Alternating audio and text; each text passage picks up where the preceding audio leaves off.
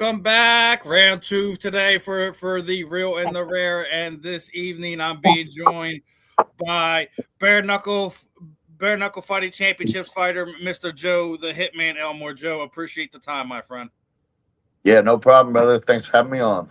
Oh, it's always a pleasure. You know, you're actually going to be the last fighter interview I'm going to do heading up at the Knuckle Mania. Got as many guys on the card as I could get on in this past month, but obviously I never ask the fighters once we hit fight week to hop on. So you're putting the bow on this one. You know, I did get my credential approval this weekend as well, so I'll definitely see you there, win, lose, or draw, my friend. Awesome, brother. So obviously, you're one of the three last minute replacement fights. Obviously, there were some fights that got off the card. Obviously, in the last week, we just seen, unfortunately, Yoel Romero can't make it. Dave Mundell slides in and fights Mr. Hunt. You and Mr. Richman have had some altercations in the past, obviously at events. Is that what kind of coincided this fight being put on Knuckle Mania, or was it just a matchup that you were looking for in general? No, so it got made up because it got offered to us. It was an idea that had got brought up because I sent a text. I hadn't fought in a long time. I'd been on a shelf, and I sent a text to the owner. I said, bare knuckle, and I said, "Hey, David Philman, man, I want to fight fights that are big, man. I want to fight some legendary fights. I know Knuckle Mania is coming up. It's the biggest card of the year. Put me on there against Eddie Alvarez. Give me Frankie Edgar. You've been talking about all these signings he was going to put on there. I'm like, man, I just want legendary fights. Let me fight Mike, anybody." And I was talking about Mike Perry, and he goes, and I was just putting out names, Mike, Frankie, Eddie, whoever, right? Like, just trying to, like, please just get me in there. And he goes, "Would you fight Mike the Marine or Mike Richman?" And I went, "I wasn't talking about that Mike, but that would be the Hitman versus the Marine." Okay. And I was like, I mean, I respect Mike. I like Mike, whatever, as a fighter. He's a real fighter. But I was like, hell yeah, I'll take that fight. Well, they were trying to build up for the fight. He was at 185. You know how the politics goes. Oh, he fights 165.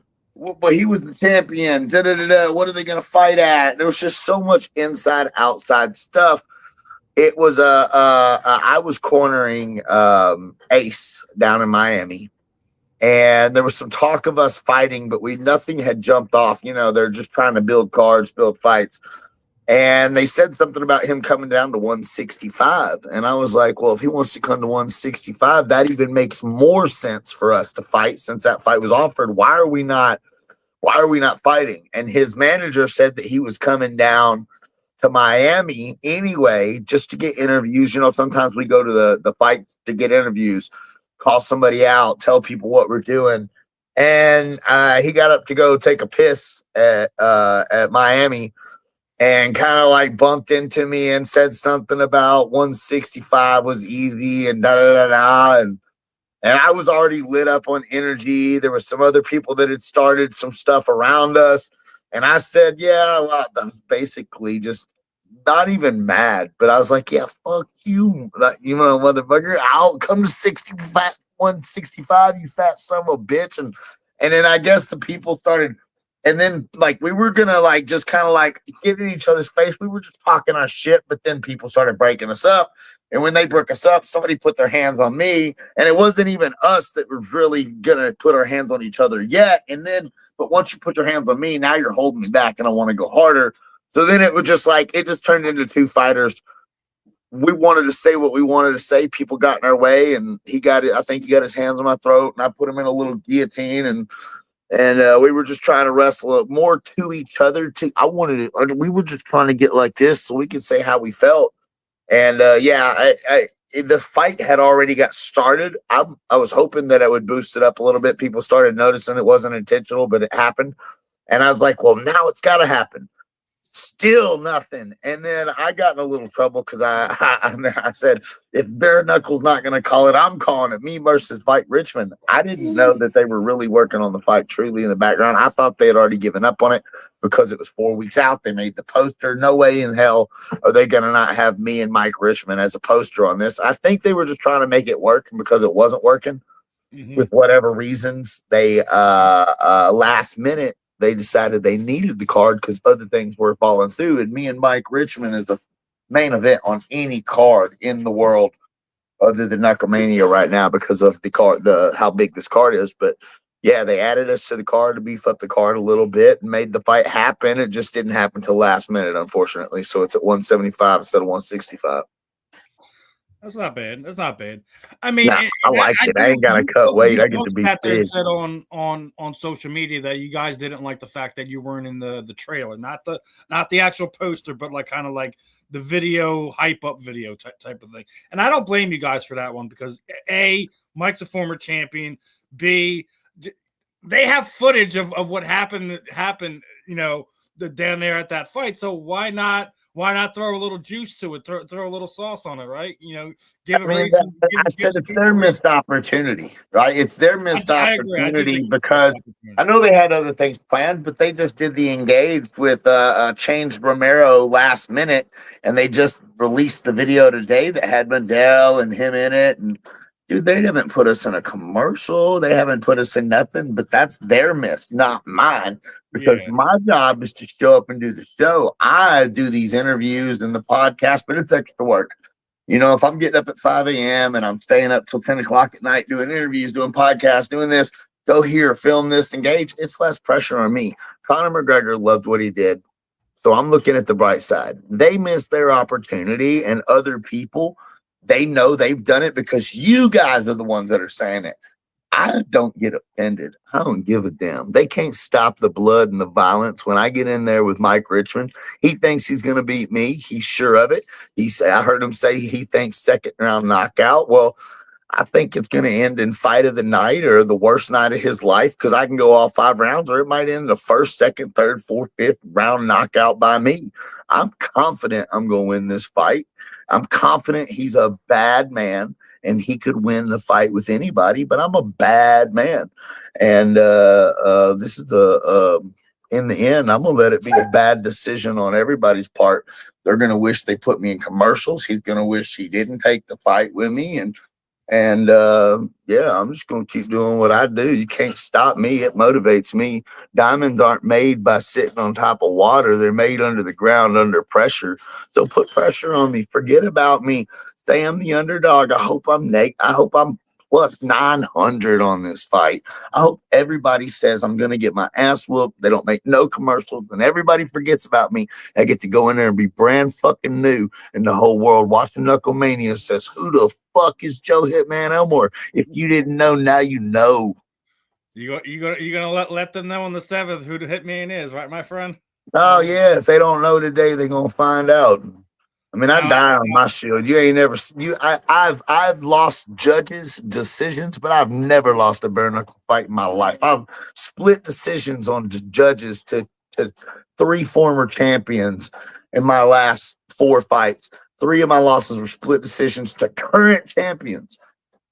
Connor Tierney, champion, and Dustin Pegg just won the title. Split decision in their hometowns. I'm a monster. You can't deny me. You'll see who I am. They all will. Well, you're definitely not going to be in Mike's hometown. You're going to be here in Philadelphia at the Xfinity Mobile Arena. What do you think that experience is going to be like? Obviously, phenomenal. You've done probably big fights before, but us Philadelphia fans, we bring a different kind of energy to fight. So I love Philly, bro. I heard Mike say it tonight too. It's too late, bro. Rocky IV is my favorite Rocky too. I am Rocky Balboa. I'm coming in there in the underdog. Listen, my walkout uniform, other than the white robe with the red, I went with my American flag over robe, but I get the identical Rocky IV shorts that he came out with the stripes and the stars on them. And I turned his shorts into a robe instead of the white robe. So the shorts he wore in Rocky IV, I've got those as my robe and my shorts. I'm running the stairs. I saw that the Knuckle Mania is having the cannoli run and do the Fox News interview. But yeah, man, I'm embodying it. I am I'm a Hoosier hillbilly. My mom's from Gary, Indiana. My dad's from Memphis, Tennessee, Dyersburg, Tennessee, out in the country. And so I got that Yankee country hillbilly redneck, all of it in one. I'm a black, white, Mexican, all like not by this, but by spirit. I am a little bit of every fighting spirit from every culture that's ever existed because of how I grew up and so many different things. My dad being in the Navy, my mom having 7 sisters that could fight better than any 7 dudes you ever seen up north in Gary, Indiana. 7 women, boy, let me tell you what.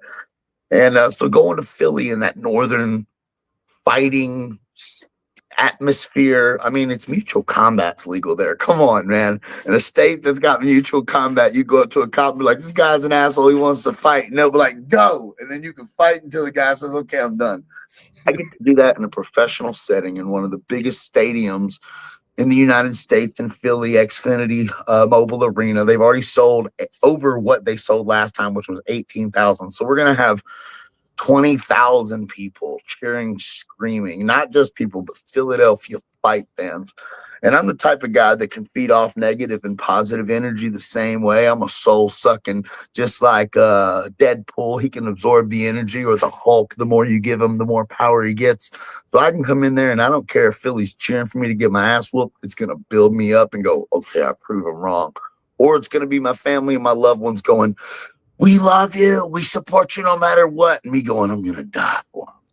So I'm excited to carry that energy in. Get the Philadelphia fans on your fight. Just let them know Mike Richman's a Minnesota fan. Yeah. When I went to London, listen, they called him the Brummies. He's from Birmingham, and I can hear they call them Brummies over there, and I hear all the Brummies going boo. And I'm walking out. Look, Hitman is incredible. The crowd is screaming, "Welcome to the Joe Show." That's my own rap song. That's me walking it. I rap it as I walk out everywhere I go. And it really is the Joe Show. You boo. I'm making you boo. 20,000 of you are giving a fuck about me, and you think your boo's hurt. So when I was walking out in London, I was like, boo this man. Yes. Boo this man. I felt like Achilles and facing an army, or David versus Goliath. I just knocked down Goliath with a stone, and the Palestinians are gonna run.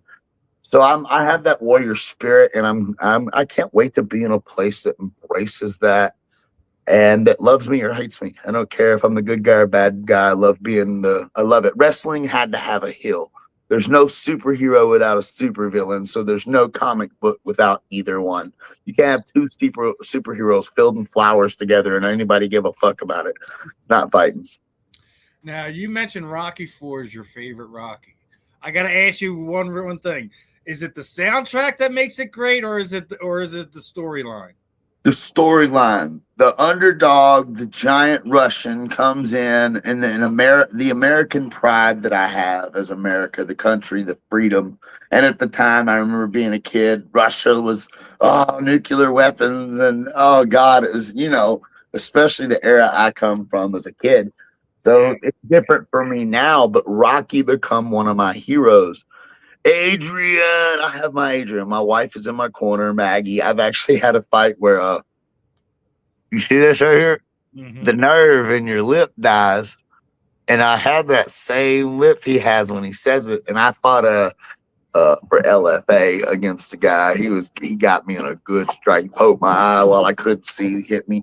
It collapsed my sinus cavity over here. I was drooling for weeks. But at the end of that fight, I couldn't speak. I was talking like this. And I was joking with my wife. I said, Adrian, it's always been a bucket list. Like I said, since I was a kid, watched that movie. I saw myself here. And here I am in that moment. So, yeah, it's nostalgic. And even before that, it was just him running through the snow. The soundtrack definitely set that shit off, too. But, yeah, man. Like my favorite song from that one is No Easy Way Out. That's like one of my ones. Oh, yeah. I mean, just when he's running through the giant snow and they're chasing him and he outruns them in the car. Like I said, sick. Yeah, I think it's it doesn't quite get the credit just because I guess some of the other movies and it was starting to kind of light out. But yeah, during that time in that era, like, having Apollo die, having Adrian basically always in his corner sitting there, you can't win, and then comes back around towards the end, shows up. But it's like one of those things where there's just so many moments in that movie. I mean, I have other favorite Rocky ones just because some of the other moments, like Balboa was great. The back and forth with him and his kid. Like there's a lot of stuff, some of the stuff from those. The Rocky whole movies Rocky series is amazing, but I'm definitely the era of 4. That was that was what set me to be the underdog and always love the pressure and to never give up and run through the snowstorm, and it had the whole storyline. There was we're apparently supposed to get one more snowstorm before the fight. So that's what joking with my wife. That's why I keep saying, I was like, God, we're supposed to get another snowstorm. We might get up there, and I might be able to reenact every scene. You could just chase me with the car through the snow, and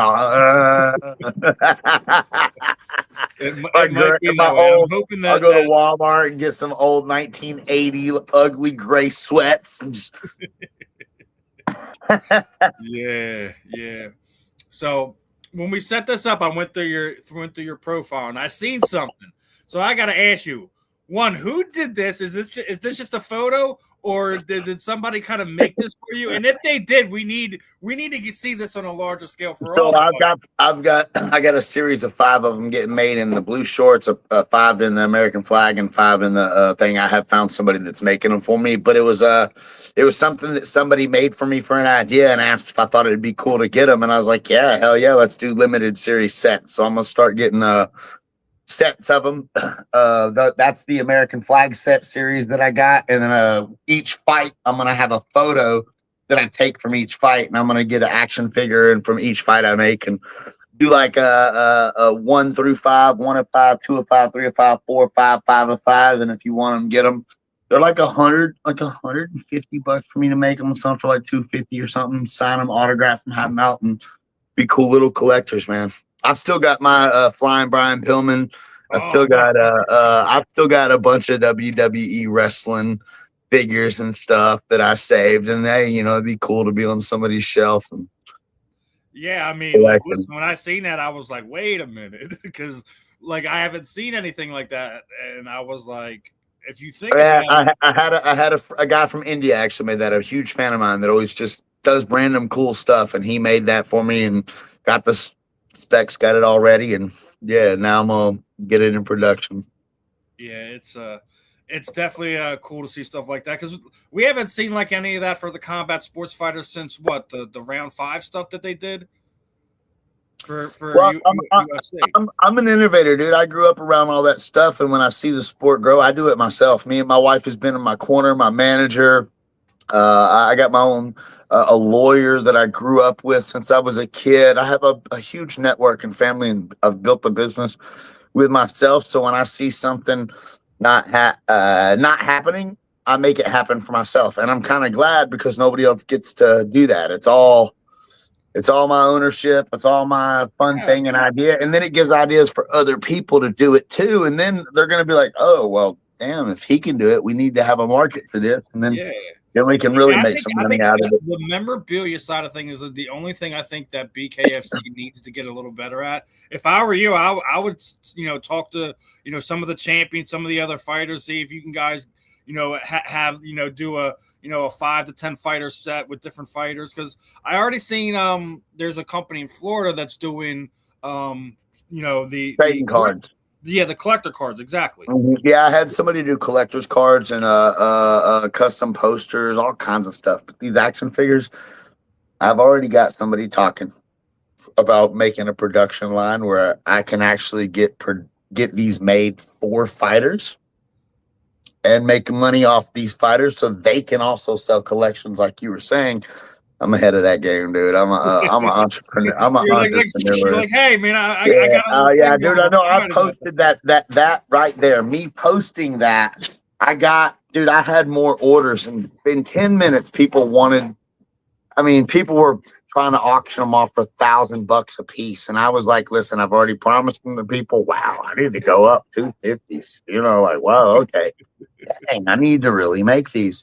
And so I talked to somebody, found somebody that could actually do it up in Maine. Another one of my friends and / sponsors, friendships now, but started out as a sponsor, stayed partnership. on. Yeah, partners. And yeah, we got a few ideas for doing this to get it going. You got people that make custom shorts. You got Title Boxing, you got Nike, and it started with an athlete wearing something that they're now have their own Jordans and they have their own thing. So I can, yeah, I'm working on something like that. So I think all fighters need this. It'd be so cool. There's a few fighters that, even though I'm a fighter at the level I'm at now, I'm a fan of the sport as well. I'd like to have me versus Mike Richman series set up in my basement myself. Anyway, you know. If you're doing Mike, he's got to be in that leopard print he's been wearing. Yeah, we'll do the Bloody Warrior series. You know, there's a few pictures of us like blah. and then we'll do like the shitty weight cut series, and where our faces are all sunk in. You know what I mean?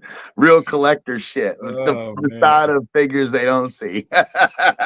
You put it in water, and it goes. If Connor's there this weekend, you definitely got to talk to him. Yeah, something like that. We'll do the pre-Bible series, the Booger Beer series of Connor. No, I'm not kidding. I'm kidding. Yeah. Oh man. Everybody will have a series. I don't know if you've seen this. I was talking to Jess about it. I came across this. He basically considers himself a free agent now that the UFC has voided his contract because they no longer have pay-per-view anymore. And pay-per-view was a big part of his contract.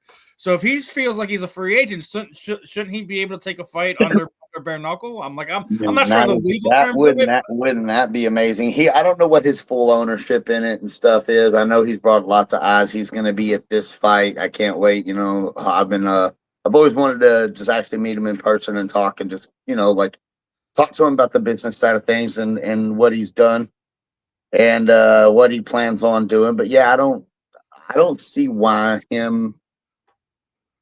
if he's an owner in this and he could do for his own company what he did for Dana without violating a contract, that would be silly not to. Think about that. What does Jake Paul get to fight because he fights for himself? He made a Netflix deal. Conor McGregor could have you Netflix BKFC on Netflix instead of DAZN. Or think about that. I'm gonna say where I heard it from, but I heard it from one of the rostered fighters that there's a possibility that Dave's working on a Fox deal with BKFC right now. I mean, listen, I know that there's a lot of production companies. I've seen Telemundo come in and watch us. I've met a few presidents of television companies while sitting at a bar randomly talking about. I'll talk to people in business suits. Again.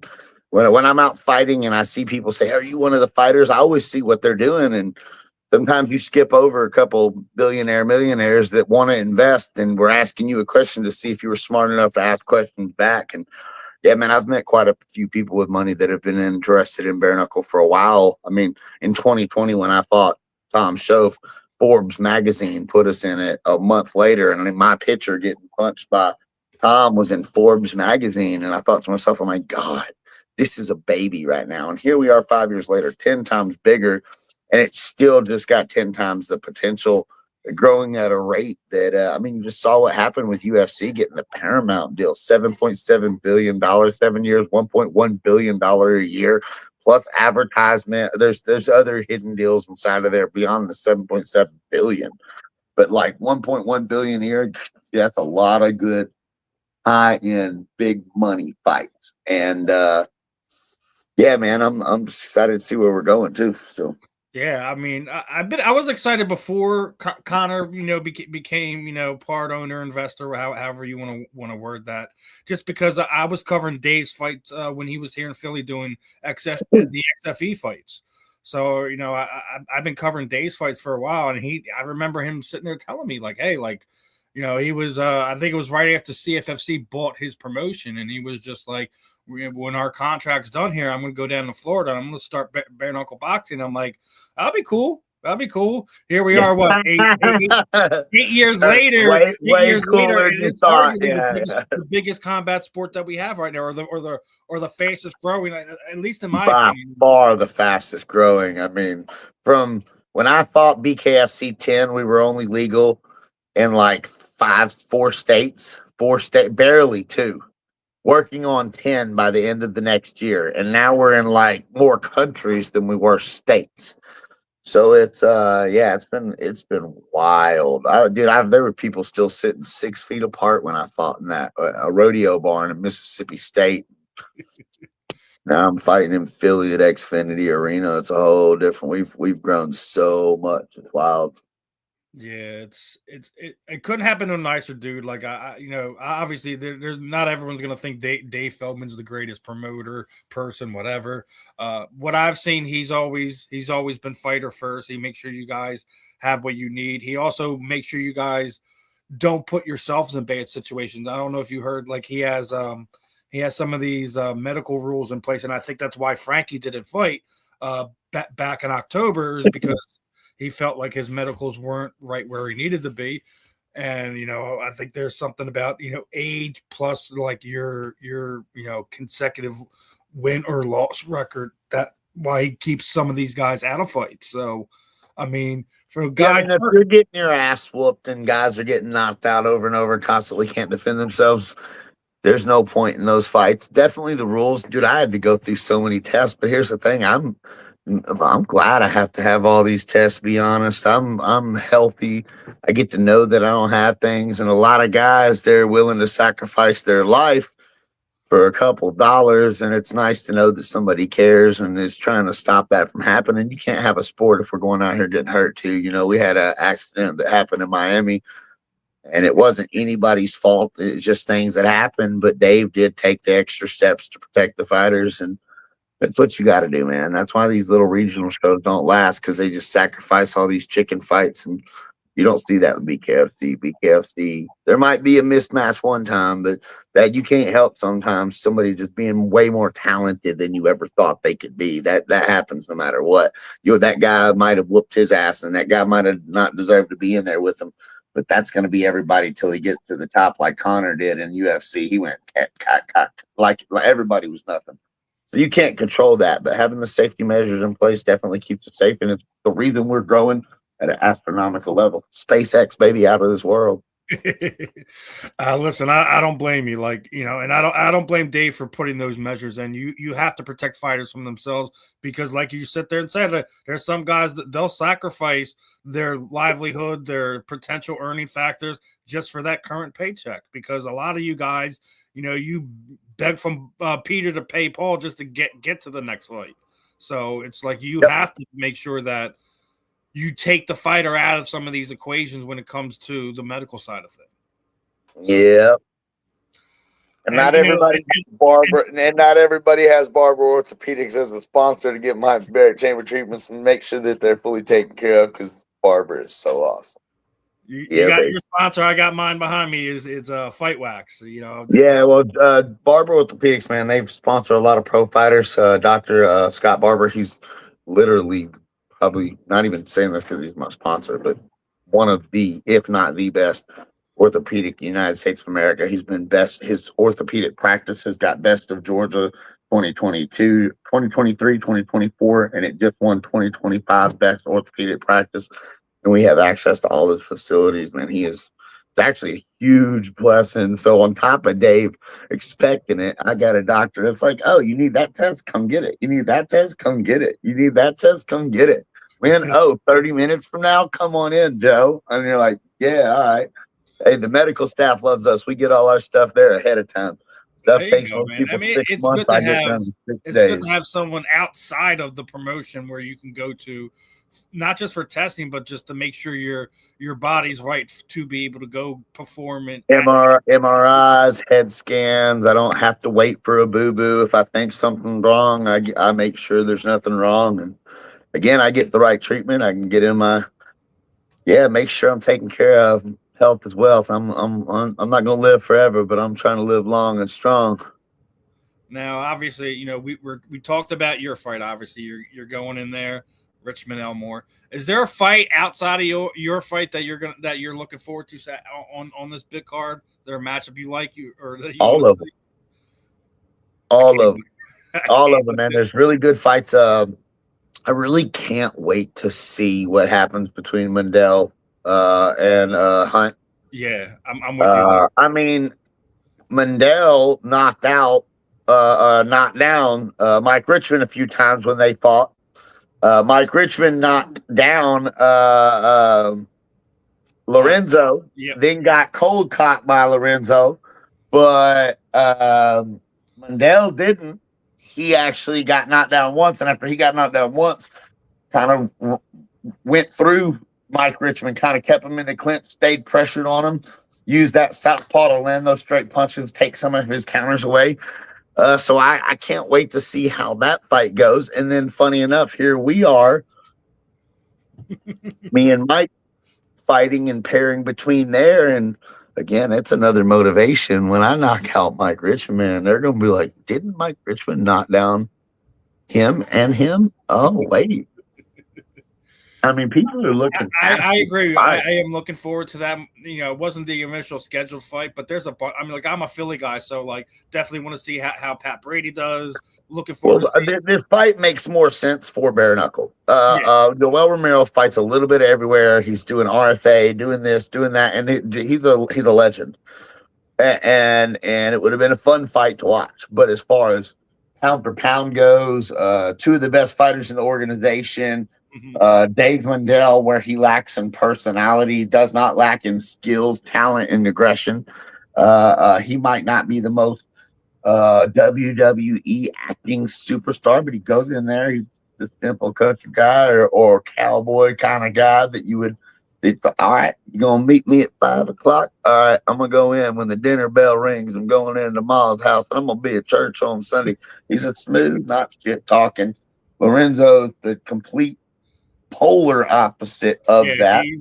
He's the loudmouth. He's the loudmouth heel on this. Yeah, the yin and the yang. That makes such a great fight. And Yoel was, oh, Jesus is king, and I love that, and I'm that too. But there was no real like. Lorenzo tried to disrespect him, but you can't really. Those two personalities didn't clash. It was going to be a fun fight because it was Yoel and him, and so I'm excited that fight has kind of come in and given two of our stars a place that need a fight. I know Dave was hungry for one. Tony Loco Soto, that's my dude. Me and him have known each other, started out a long time and go together before people knew who we were. I can't wait to see him fight. This card is loaded with rematches too. Yeah, it is. Sometimes the rematches are the best, man. You know how the rematches go because I think it's 63% rematches go the other way. As far as over combat sports history, usually. So this is two guys fighting really, really hard. It creates a rivalry. I know they offered me a rematch against the guy that I lost to my split decision here at my hometown, who I obviously beat the shit out of for 4 rounds. I only took off the gas 1 round. I don't know what judge was blind, but they offered me that rematch, and I was motivated for it, but I'm glad it fell through because now if that one wouldn't, we wouldn't be here with this one. So, yeah, man. Yeah, so I'm excited about the whole card and excited to be there. Yes, Soto's a rematch. You got both Arlovsky and Rothwell's fought before. Now, I'm honored to be on that fight because of Arlovsky. I mean, I remember watching Pride saying I was going to be a UFC star in my career and seeing where that man come from. And it's very nostalgic for me as well to even be on the card. Not necessarily super excited because I hate to see a legend like him lose after 2. I just think Rothwell's in his prime. Bare Knuckles his spot, and I think he's going to win this fight. But I'm honored to be on that card with Arlovsky too, man. That's cool as shit. My dad was talking about that. Like, man, I remember seeing him going. It's an amazing fight. I agree with you. I think that Ben is in his prime. This is his sport. This is probably where he should have been all along. But you're talking about like the nostalgia with Andre Arlovsky.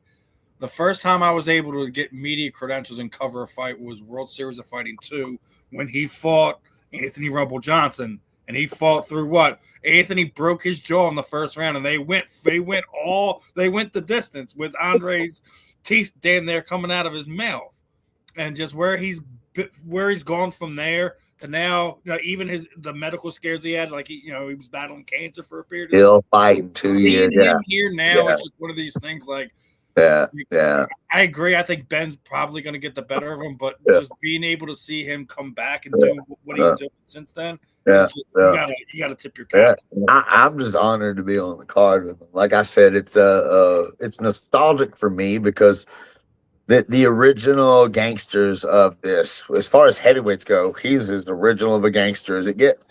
He's fought some of the greatest guys. He's been around the longest, fought through the most, like you said. And I went from being a guy that was going to be in the UFC with no fights, watching him fight. I mean, I was watching Wanderlei Silva and him and Lyoto Machida when they were in Pride with no weight classes. I remember watching a fight with Lyoto Machida and BJ Penn. Most people don't even know those guys. They fought each other. That was a bad. I got that on video. That's a badass fight. So that's where the era I come from. So this is me now. I'm an OG in bare knuckle, and I'm fighting with an OG that was an OG before I even started fighting. And I'm like, man. This is fucking amazing.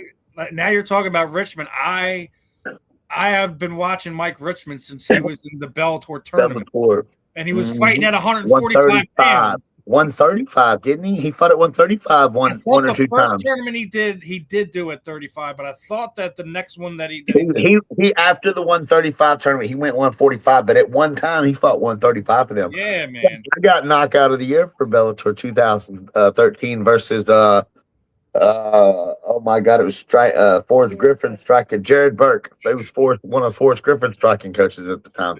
So we got two Bellator veterans going at it again. I actually got a pair of Mike's gloves up on my wall. So I mean, he's an OG from a lot of different aspects. That's why, like I said, I cannot wait for this fight. I cannot wait for this fight card. We're 7 days away now. Yeah, 6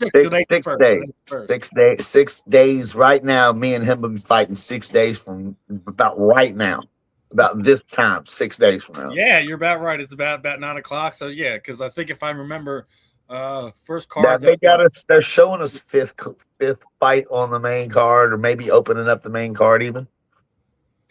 Yeah, I think you guys are gonna be fighting right after Lex and Zach Kalmas, because I think they told Lex he's gonna be the main event for the undercard. Yeah, so and then we're fighting. I think we're the very first card of the main card. Yeah, so there you go. It's gonna be a great night in Philadelphia, man. It was crazy the first time, man. You already and you got to remember, the first Knuckle Mania broke the combat sports record for that arena. That's already had boxing events. That's already had 2 UFC numbered card, 101 and 133 has been in that building. And you guys have now outsold all of them. Mike Tyson's fought in that building. Hey, we're finna do it again, too. We're finna do it again, too, and I get to be on the card, dude. That's what I said. I've been keeping up with it. I keep up with the stats, and that's why I said I don't care what promo I'm on. Some people never watch any promos, but they watch that fight, and it's all right because they're going to see me. I'm going to be on the main card. It's going to be the fight, and you can't unsee what you've seen. That's right, my friend. That's right. I'm like I said, I'm excited. You guys are going to have a great matchup. We've seen some of the people put together some of these graphics for you. You look torn up right there, brother. You look like you're ready to go in that picture. Yeah, I'm ready to go 24/7. I love fighting. It's not in any bully way. I just I was born to fight. I go to the gym. I love to spar. I love to train. I grew up in the country. Most of my friends I made fighting. It's just it's given me life. It is my life. I enjoy the people who enjoy it and what it does for those people who enjoy it. And yeah, man, I've been waiting for this moment, and it's so much built up and so big that it's almost here. And yeah, man, I'm just ready to go. Living the dream, baby. Now, before we get ready to wrap this one up, I usually ask my first time guest one question, right? So we know in combat sports, you can never say there's a GOAT because there's so many weight classes, eras, boxing, bare knuckle, MMA, all of it, right? So what I always like to ask is I think the simple way to kind of go about this, if there's a Mount Rushmore of combat sports athletes that you would sit there and say these are the OGs, these are the legends, these are the trailblazers of what combat sports are? Who are the 4 guys you put on your Mount Rushmore, Joe? Oh man, on my Mount Rushmore of combat sports. Yeah, so we're not just delegated to MMA or just boxing or just bare knuckle. So I mean, my combat sports and my mixed martial arts would kind of be close and separate together. It's very hard because Dan Gables is my biggest idol for wrestling. I went to Dan Gable Combat Camp in University of Iowa with Dave Zaleski, Tom and Terry Brand, TJ Jones. He wound up being my coach that year. He was 4-time national champion. While I was up there for my combat camp, 6 weeks up there, it was hell. I loved it. So Dan Gables, as far as wrestling goes, is one of my favorites. He's, I guess that qualifies one of the greatest coaches and greatest wrestlers of all time. Bruce Lee, be the water, don't be the glass, be the water. Everything he said, he was a philosopher, a way of life, and the legendary stuff he did got me into martial arts, and it made me understand that even when I didn't understand the things that I was learning, that it wasn't about learning it the way they were teaching it. It was about applying it to myself. So not even learning the thing itself, learning to apply the thing itself, and then you learn the thing from applying it. So he's another one that's on there. But it makes it hard too. Chuck Liddell, honestly, if it wasn't for him, I wouldn't have the left hook I have. I had the Chuck Liddell Mohawk. I don't know where he lies on most people's, but Chuck Liddell is probably one of my favorite mixed martial arts personalities / fighters of all time. I don't know, man. You got Randy Couture, Dan Henderson. Geez. I have to go with another one of my favorite fighters. I say Randy Couture because Randy Couture he fought Brock Lesnar. He fought anybody, everybody. BJ Penn was one, and if it wasn't for how messed up he's gotten lately, I still love BJ, man. I just wish he'd get off drugs and get help because it's hard to look up to him and put him on Mount Rushmore now. You really think that's what's going on with BJ, or is you think he may be having some TBI, whatever? Maybe I don't know. Maybe we just need to get him on some ibogaine and get him down and get some shamans to see him and get him in with some treatments and stuff. Because honestly, he would be one of my favorite and legends of all time if it wasn't for. I couldn't put him on a mountain right now just because I wouldn't want my kids looking up to who he is now, but who he was back then. Yeah, he was. God, can you imagine him in he would be up there. He would be up there if he was prime BJ. And if BJ were 33-year-old BJ Penn, okay, 33-year-old BJ Penn in bare knuckle right now at 155 pounds. Holy shit! Okay, yeah. So that would be mine. Let's go with Bruce Lee. Let's go Dan Gable, Chuck Liddell. And I got to give it to Randy Couture because BJ the first 2 division champion. Yeah. Like I said, he fought Brock Lesnar and almost beat Brock Lesnar, man. And that was a guy, he didn't care. 50-50. I felt they shouldn't have stopped that. Brock Lesnar was hitting him with 2-inch hammer fists, like literally, like, and he just hit him with like 52, like. It's just like you're going like this. He was going like. I might have cried, maybe shed a tear that night. And it's funny you mentioned Brock because there was a question in the chat here, real fast, that is Brock Lesnar a real fighter or just a big show? He's both. Oh, he's both. Brock Lesnar was one of the greatest wrestlers, corn-fed, cock-strong country boys ever. I watched a documentary on him, and I mean, he could like not like pick up bales of hay, like not the little ones, but like the round bales, and like that dude was a cock-strong, amazing. World-class athlete. And for him to go straight from wrestling into like what he did, if he would have trained MMA his whole life. I think he did 6 months of MMA training before. 6 months of striking training. And he had been training his whole life because he's a world-class athlete, but he did like 6 months of boxing for that fight. And man, if it wasn't for his weight cuts and his size, I think he had to have some organ surgery or something is what really got him out of it. I think what they said it was he had the verticulitis. He lost something. It was damage to his organs, so he couldn't cut weight anymore. He lost a Yeah, foot and a half in the intestine, Brock and then was amazing. was the Same with crazy. Jake Paul. Everybody that thinks Jake Paul's not a boxer is an idiot now, okay? Because Jake Paul and his brother Logan Paul were two world-class athletes. They went to state all 4 years in high school. They grew up from the time they were 15 years old with a boxing ring at their house. Sugar Shane Mosley used to come over there and give them private lessons. I mean, I'll what say makes a this: like boxer a I was boxer? More of an influencer, less of an influencer? There are influencers like Bryce Hall. He's an influencer boxer fighting with his fan base. He's not a fighter, but Jake Paul is. I'll say this with Jake Paul, I was very hard on him for a long period of time, and it was basically because he was fighting these older guys that were 2 weight classes below him.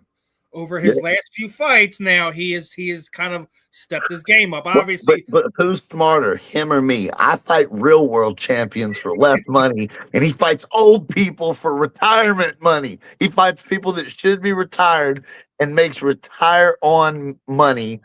And I'm fighting world champions, and you need to buy a fucking truck or something. And we were talking about the UFC legends. Didn't Rampage Jackson call him out recently? Said he'd be fighting him for free. He's Yeah. talking Hey, trash on the MMA fight. that's my boy, Memphis West Side. We wrestled together in high school. I got him getting in a fight with one. He was wrestling at regionals at Bolton High School, Memphis, Tennessee, my freshman year, and it was the semifinals, and the kid he was fighting, the guy's dad had said something like racist and cussing at Rampage. Rampage left the mat, went and hit the dude's dad, came back and finished the mat. It was amazing. That dude is a wild dude. Yeah, Rampage is definitely wild guy. Was fortunate. He's one of my favorite fighters of all time, though. I have a story that I can't get into tonight with him, but he's a big part of why I left everything behind. The night that he fought Dan Henderson on Spike TV for the unified Spike TV UFC title, very first Spike TV free UFC show for all of us. Everything was pay per view before this fight. Yep. And I remember I woke up out of a 10-week coma. I fell off a motorcycle at 120 miles an hour, was in a coma, and I woke up that night to watch Rampage fighting. I heard a voice in the sky say, "If you'll do this, I'll protect you," which I believe was God saying, "If you'll go be a professional fighter, I'll take care of you." And here we are.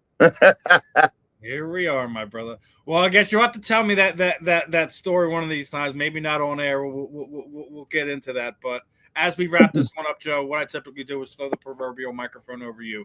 Anyone you'd like to thank, training partners, teammates, shoot out your social media sites, any sponsors that you might have. The time is yours, my friend. All right, Joe Hitman 187 on all platforms. Hit me up at Joe Hitman 187. I'd like to thank Innovative Aquatics, Barber Orthopedics, Under One Flag. Go to underoneflag.org. It's a veteran and first responders organization. I want to go above and beyond for them because they're going above and beyond for those that fought for us. That's a special, close to my heart sponsor. I want to make sure we look them. Riley Built Homes, also another one of my sponsors. HKA USA's made all my awesome gear I'm going to walk out with. Thank you guys. Executive Branch Tree and Landscaping, helping with all the medicals that was required. It's, as you were saying, that Dave requires for us to make sure we're healthy. Torch MMA, American Top Team, and Georgia Pro MMA for letting me come in there and dog fight and get ready. And BKFC, David Philman, thank you so much for putting us in Philly, giving us this opportunity. And thank you for having me on, brother. Oh, it was definitely a pleasure. Best of skill to you in 6 days here in Philadelphia. Hopefully, I'll be able to catch you after the fight. After a victory, we'll see how that all goes. But appreciate the time as always, my friend. And I'll see you in a few days. Yes, sir, Steve. You have a blessed night, my brother. You too, my friend. You have a good one. All right, everyone. That was the one and only Joe the Hitman Elmore. He's going to be fighting Mr. Mike Richman 6 days here in Philadelphia at the Xfinity Mobile Arena. Another fun interview in the books, my friends. And, I wasn't able to get to it before, but again, this episode was brought to you by Fight Wax. Guys, please make sure you guys are checking out the ultimate skin defense for athletes, for at home. They're coming out with a soap for everybody. They got stuff for your pets. Make sure you guys are checking them out. Other than that, I'm Steve. This was another great episode of The Real and the Rare here on the South Florida Tribune. We'll see you guys next week. Peace out, my friends.